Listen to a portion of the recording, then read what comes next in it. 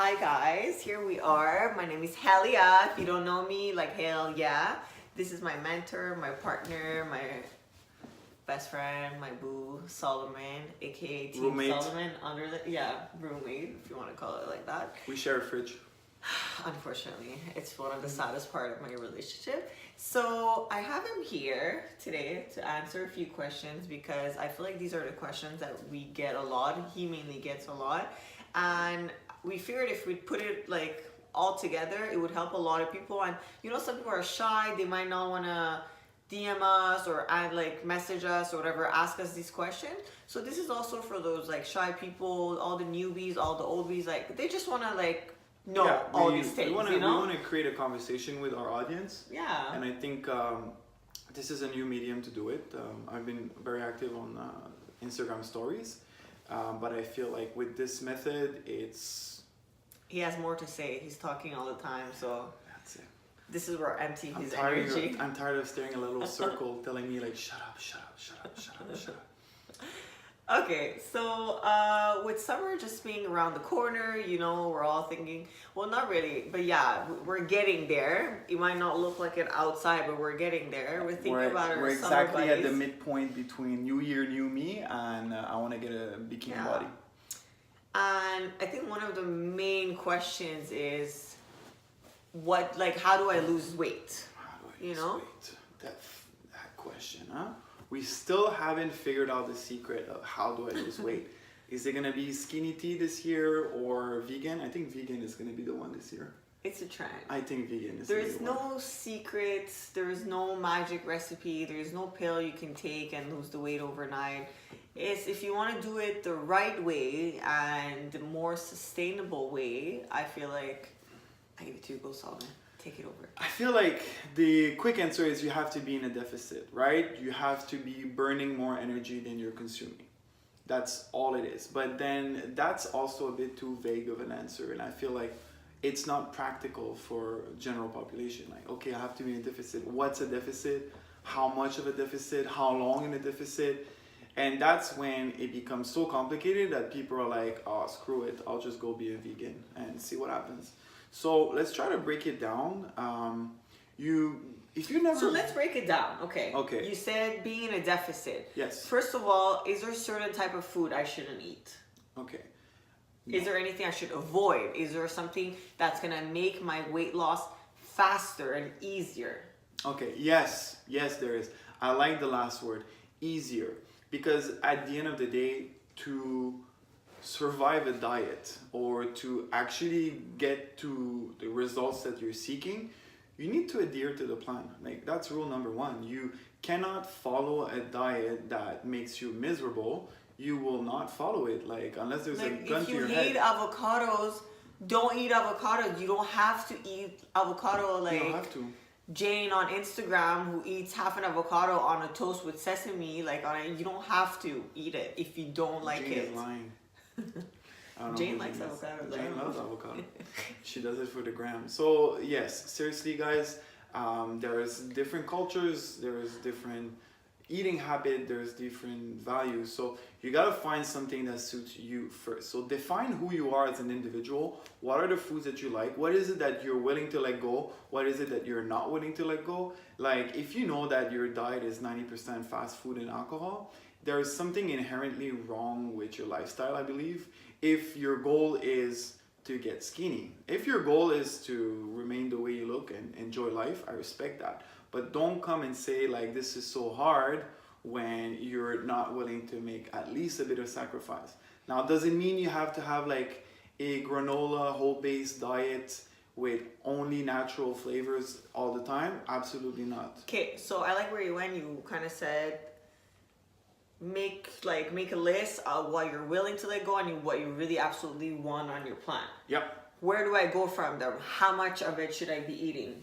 Okay, so like calorie wise, how do I establish that? yeah, there is like so many calculators out there, and that can give you a basic ideas, like Google caloric intake calculator, and there's 1,000 that are going to come out.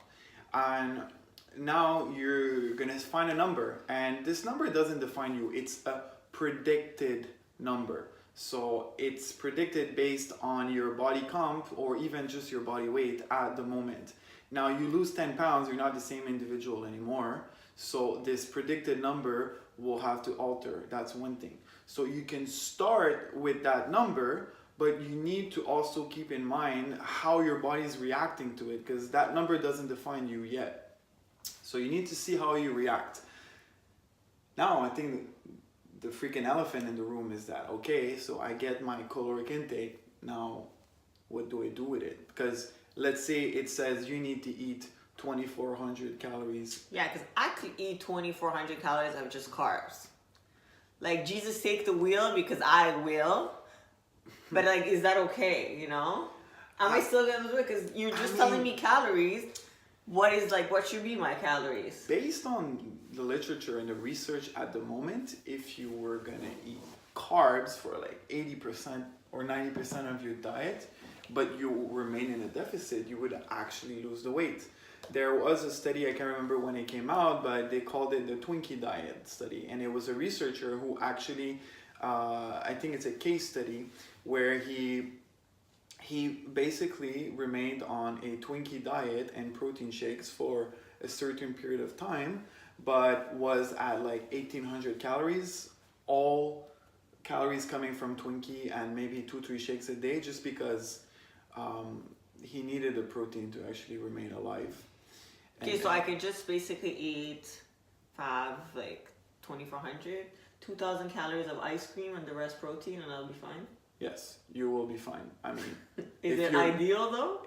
Absolutely not, right? Because guys, you guys are in this game to look good, but to feel good as well. Now, I don't think Mr. Twinkie diet was feeling great, and I wouldn't have want to see any blood tests of his situation at the term of the study. But all I'm saying is that, yes, it's energy balance primarily. So if you're eating less than you're burning in a day, you will lose the weight. That's pretty well established right now. So aim for like whole foods, not processed food. Would you say that? Whole foods are amazing, because when you're eating processed foods, guys, they have chemically being engineered to make you hungry, these types of food. There is a reason why you can't just eat 2 chips out of a bag and suddenly you wake up and there's 3 empty bags around you. It's because the way they have made this food, I've been there, done that. That's really wild. 3 bags. The way they have engineered this food are made in a way that they will actually make you more hungry. Now you switch this to eat food that nature has produced, and like a potato or a fruit or... But Salman, fruits have sugar. Fruits have sugar. Am I not gonna gain weight while eating fruits? You can look at a grape, but you can't eat it. Shit. No, you can't.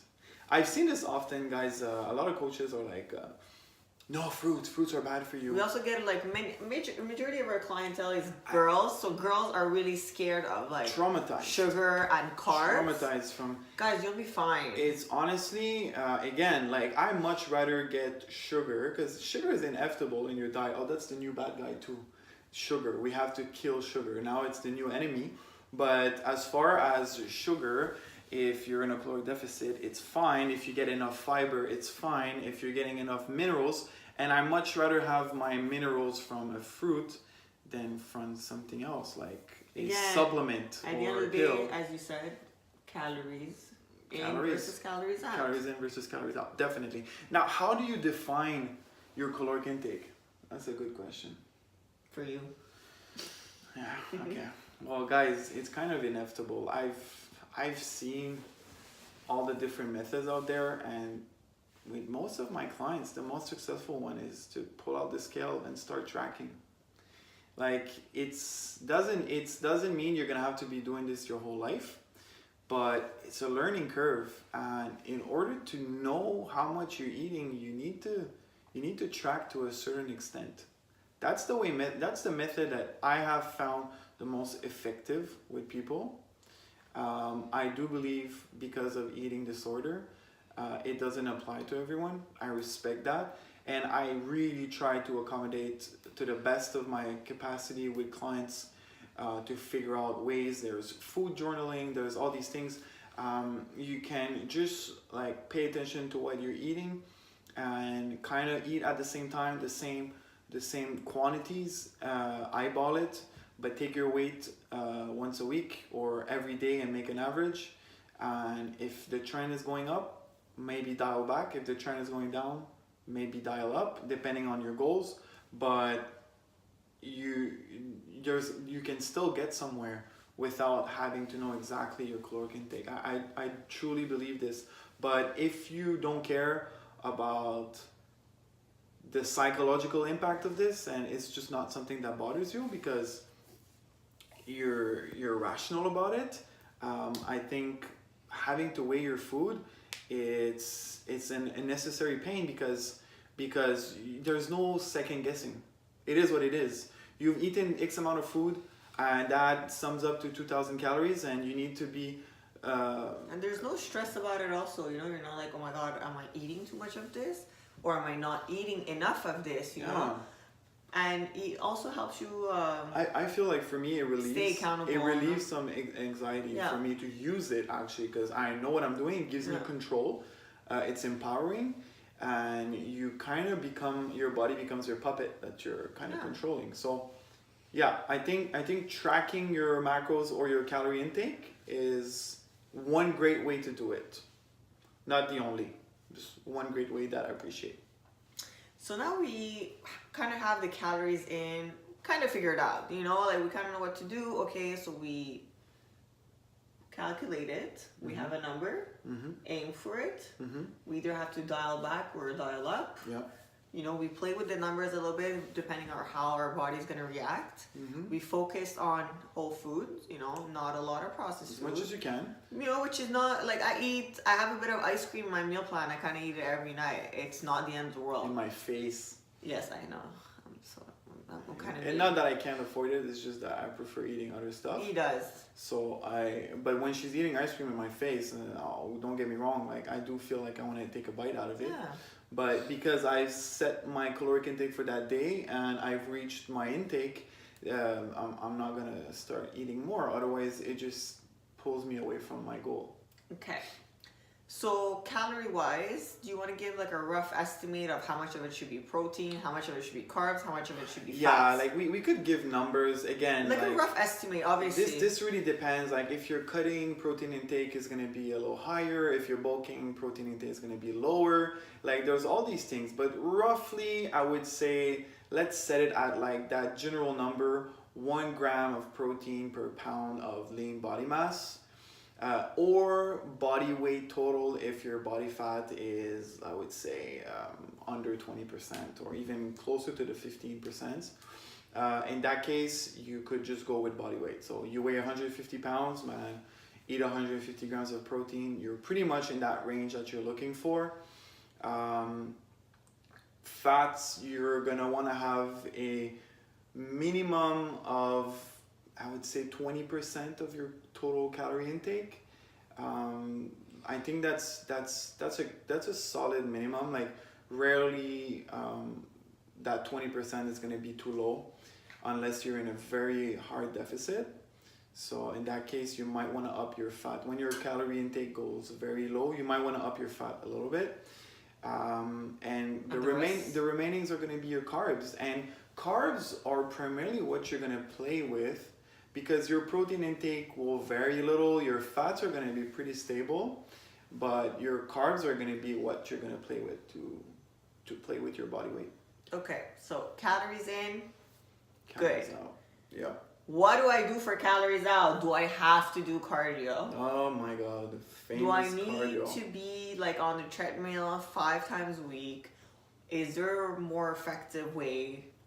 What do I do?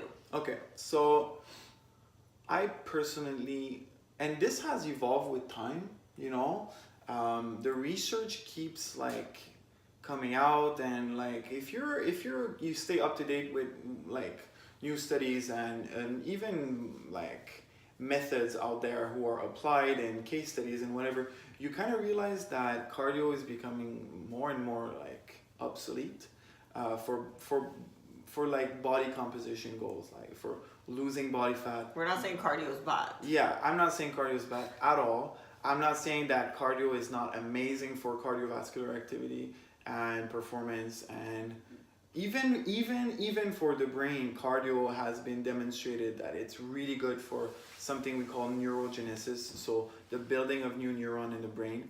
Cardio is actually at the top versus resistance training to improve brain potential. But we're talking about like looking shredded, building muscle, bodybuilding, and all these things. That's superficial stuff. No, I'm joking. I truly believe that cardio is going to be more a individual specific thing.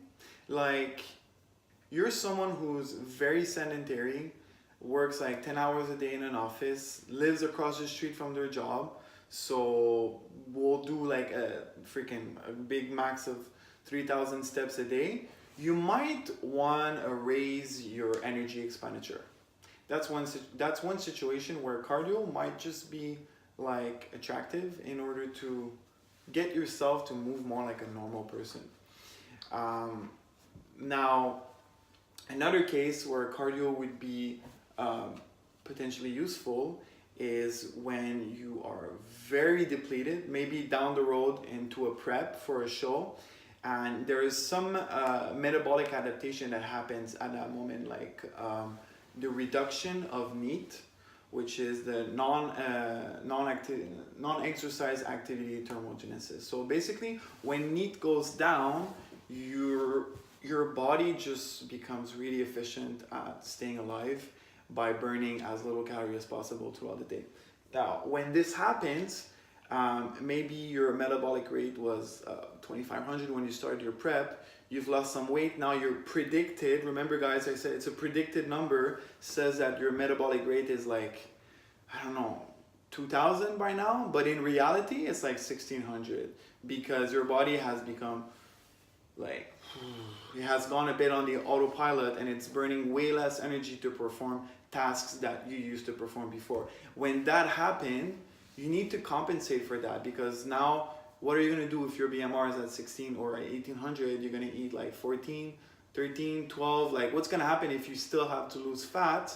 Well, you can't keep cutting in food, so that's when cardio becomes useful.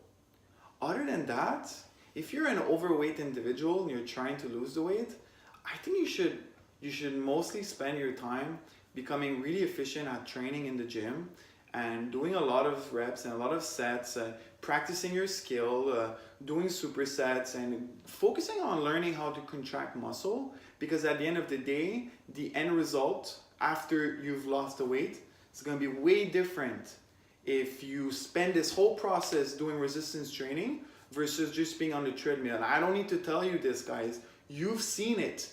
You know, you have that aunt who lost a freaking 120 pounds. Why are you gonna go with doing aunt? treadmill? Why don't you just go with uncle? That uncle. Thank you. Because female power. That uncle who lost a lot of weight and did not lift one weight the whole time and just did cardio and food restriction. And then you have that slowpoke who did it in a slower pace. Maybe that cousin, right? Cousin is like feminine or masculine? It's neutral gender, so which one? I won't say. So that cousin who did resistance training, and now it's been 2 years that they lost 150 pounds and they're about to do their bodybuilding show because they're so shredded and they look so toned and good and all these things. Like, she was fat when I started dating her. He was skinny when I started dating her. Now we both look great. Stop it. So nice. So start moving. That's the main thing. If you're sitting all day, just start by, I don't know, taking a 10-minute walk. We went on a long tangent here, but I think what we want to say... He went on a long tangent, I'm not gonna lie. ...is that... I was quiet. And you guys know I'm never quiet. Cardio does not associate to weight loss. Energy balance, caloric deficit associates to weight loss. So training burns calorie too. It's not 0 calorie when you finish a workout. It's maybe less than doing a 600 calories of cardio. Or find something you enjoy, swimming, I don't know, like there's so many things that, you don't have to be in a gym doing 20 reps of an exercise. Like you just have to move. We understand it's not for everyone, and you don't have to spend like an hour on the treadmill. There's so many other ways. Hiking, mountain climbing. I don't know, like I mean, We don't know many of them. 'cause we don't. personally, I'll be honest with you. I agree with what you're saying. Yeah. But if you're just gonna do hiking, let's say, well, that's just like cardio, right? You're not gonna build muscle or at least retain muscle as you're going through that journey. So yes, you gotta find something you love. You gotta love yourself. You gotta love your body. You gotta become fit. That's amazing. But if we come back to looking the best that your potential allows, you're gonna have to involve a certain type of resistance training. And now I said rock climbing or something like that. It has to be something that's gonna challenge the muscle, martial arts, whatever, But it has to be like wrestling or even CrossFit. Like I mean, whatever floats your boat. Like CrossFit is less boring than bodybuilding for certain people, and it has this community feel. I think if it's done in a way that it's safe and it's well thought, I think it has like great potential. Okay. Now, I have one last question for you, Solomon. Hit me. I'm gonna So let it's you gonna go. be another 30 minutes. Yeah, if you make it, it's another 30 minutes. So another question that is very commonly asked is, I want to lose the weight, but mainly girls, but I don't want to lose it in my butt. I just want to lose it right here. Yeah. Or I just want to lose it right here. I swear to God. Is there a way I can do that? I do meet with clients sometimes, and I feel like, If you could get $1 for every time this question is asked, how rich would you be? oh man, I would be insanely wealthy right I'm now. telling you. But Right now we'd be in Vegas with strippers, but that's another story. we could make it by. But Okay, so is it possible?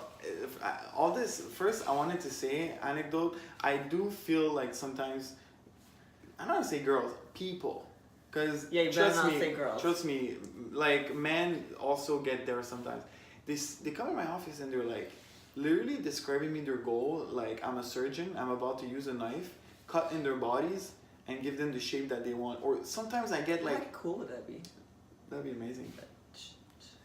But all this to say that you work with what you have, guys, and I mean, It's we good don't- to have we role don't- we models don't and even to know- have goals, we don't even fully understand the reasons why like a diet would work. We don't fully understand this. And now you're gonna come and tell me that some people out there have found a secret about how to lose fat at a specific region on their body with those weird creams and those waist trainers. Like, come on guys, like the science is not there yet, and I don't think it ever will be, because it just doesn't make sense to be able. So, are you saying, no, finish your sentence. No, but I mean to be able to target areas of your body to lose fat through training and diet. So are you saying that we all lose fat all over the body, or is it more specific to a person? Like, I've always, like, you've heard it type of thing, like, oh, me when I gain weight, always gain it here, or me when I lose weight, always lose it first in my face. Is that true? Is there any truth behind Listen, I'll be honest with you, like when I did my men's physique competition 2 years ago, my body fat was fairly high and I was still above 10%, but because for men's physique, all that matters is your midsection and up, your legs are never accounted for and they're not even displayed because of your shorts. I was enough shredded, even though my body fat was high. Why? Because I lose all my fat in my midsection and my upper body first, and my legs are still freaking fat, watery, and BS until I get anorexic, So at that moment, I didn't even need to go that low. That's the way I am. Now, other people, they have it around the tummy. I hear that one all the time. I want to lose tummy fat. Yeah, well, you gotta get fit first. You gotta get in shape first, and trust me, if you have flabby arms, they're gonna come down before your tummy fat goes down. So you need to reduce body fat overall, and then start back from there. It's a process. Like me, I remember when I first started losing weight, like I always wanted to get rid of like my fat right here, and it was one of the last areas to go down. I feel like it's a bit of genetic. Like my mom carries fat here, you know, and it's just Actually, deal with it's it. funny you talk about that because I'm the one who measures Helia for her body fat, and ever since you started like at 33% body fat, Jesus, someone had to put that in. is it worse saying your age or your body fat? Body fat. Who So- cares about age? I fucking look great. So she was at 33, and now she's like what? Last time we measured, she was around 17. Yeah. So all this to say that I remember like it was always a self-conscious area of your body.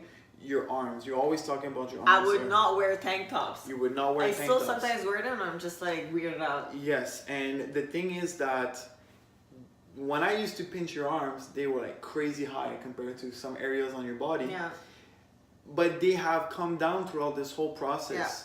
Like you Consistency. might still feel like, oh, I still have fat arms, but it's because in relation to your whole physique that's coming down, the arms are coming down too. It's just like it was the dominant part before. It's gonna be the dominant part now. It's just like having a small waist, you know, or having like bigger hips or wider shoulders, I think. So for sure, like me, it's always been my legs. I've always been self-conscious of not having like really striated legs when I get lean. Yeah. And if I would like let this stop me from keep digging, I probably would never get to my goals. But you need to make peace with it and be like, yo, this is how my DNA defines me. And if that's what you really want, like if someone really wants shredded legs, he just needs to be more consistent. I'll just dig deeper. I'll get leaner. And for my next show, which is most probably going to be classic, we're going to have to get shredded legs. It's going to happen. And I don't know how hard I'm going to have to diet to get there. He might get grumpy. He Might might get lose hangry. his shit. Might lose it. Most probably will. But that's okay. That's fine. Because he wants shredded legs. She'll suck it up, right? But all this to say that you don't choose. You can't. And if you want to look really lean in some areas of your body, you have to get really lean overall. And that sometimes it's not sustainable. So what do you do? What do you do when you can't get lean enough in order to get some part of your body to look super lean? What do you do? You build muscle.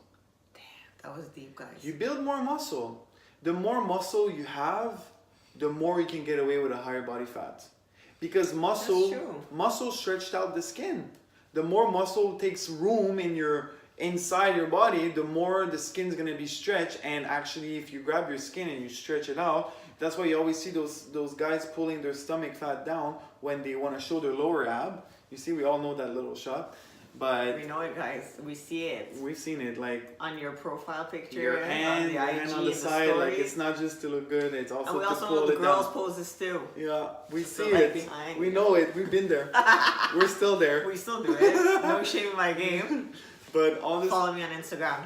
Helly_AB. Okay, go on. Okay, good. No, we'll tag it. We'll have a little banner pop. You better tag it. But anyways, all this to say that you build more muscle and you'll get away with a higher body fat because now the muscle is more dense and it looks better. So sometimes most people's issue is not that they are not lean enough, it's that they just don't have enough muscle. Perfect.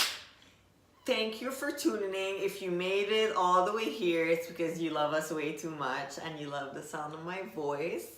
Not so much Solomon, but that's okay. We're a duo. We come in the pair. back. Yeah, you know. We're actually waiting on our surgeon to reply because we're trying to become Siamese brothers and sisters. And if you actually liked it, which is kind of weird of you, I'm joking. Let us know if you have any more questions and don't be shy. We're actually super nice. No bite. Come see us at the gym. Talk to your girl or talk to your boy right here. We're gonna have some fun. Thank you guys. Love you. Do the heart with me. Yeah, that's really cute. We're gonna lose everyone.